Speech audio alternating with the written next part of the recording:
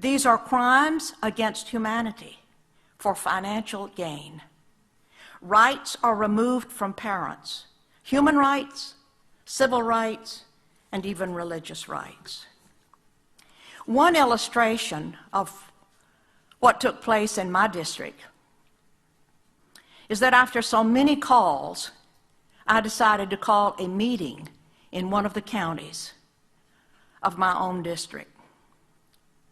I personally called 37 families that had been in touch with me who had all lost their children, grandchildren. I had them meet me in the library one Saturday morning. We started at 9 o'clock and we ended at 9 o'clock.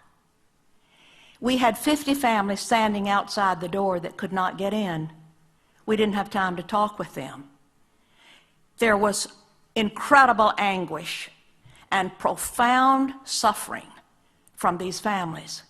Some children had been taken off the school bus, taken out of the hospitals, or taken out of their homes in the middle of the night, and even worse. It was just an incredible ordeal. These parents, trapped in the system, become like refugees. They're dazed and glazed and have no one of whom to turn. They do not know what to do, and the loss of their children is devastating. After having worked in this arena for several years, I do not believe that a single child comes out whole after having been in this system. Many foster children make up the homeless population of today. I introduced legislation, Senate Bill 415, in my last session. A substitute bill was written at the last minute by the chairman of the Judicial Committee. All the strong points of my bill had been compromised. I was told, accept it, Senator.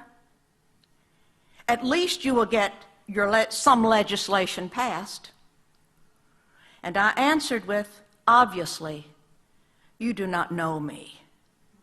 I did not come to the Capitol to get legislation passed.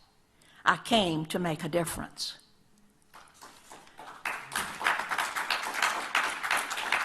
What can be done?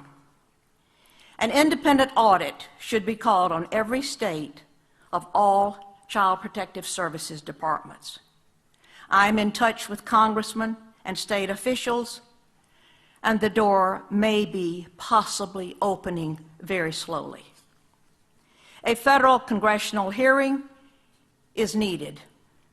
But let me add, due to the hundreds upon hundreds of cases that I've been called to consider, I placed calls to state senators, representatives in their respective states across the country, asking them to help me with certain families.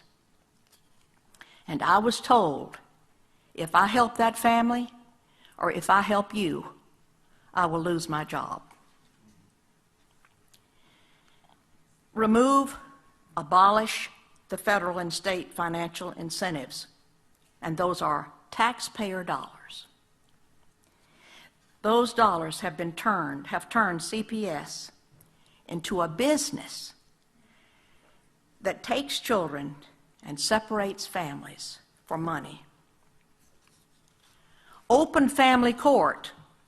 Remove the confidentiality laws. Give parents their rights verbally and in writing. I even feel that to terminate the rights of parents, the case should be heard before a jury. Family rights and parents' rights must be protected. We do not need more influence like the UN's Convention on the Rights of the Child. It's anti-parent, anti-child, and anti-common sense for the family. There has to be perseverance for any great reform, and great reform is needed in this area. As Charles Spurgeon put it, how do you tame a lion that is well fed. First, he must be brought down. Second, his stomach must be lowered. How do you tame Child Protective Services? It may be only by closing it completely and starting over at the beginning with pro-family values. In closing, let me remind you that there is case law from state appellate and federal district courts and up to the United States Supreme Court, all of which affirm the constitutionality of the rights of parents to actually be parents to their children. There's biblical law too.